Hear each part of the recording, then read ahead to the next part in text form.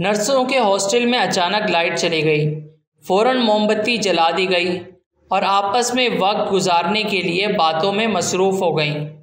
एक अक्लमंद नर्स बोली, भाई बहुत गर्मी है, कम से कम छत का पंखा ही चला दो।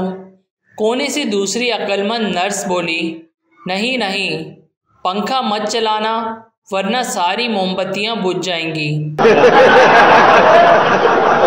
एक लेडी डॉक्टर बहुत ही छोटे कद की थी। इन्हें इसका शदीद एहसास था।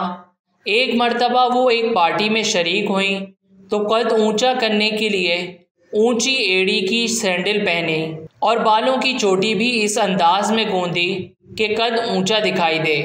पार्टी में एक शोख नर्स उनकी इस कोशिश को भांप कर बोली, डॉक्टर, आज तो आपने कद ऊंचा करने के लिए एड़ी चोटी का जोर लगा दिया है।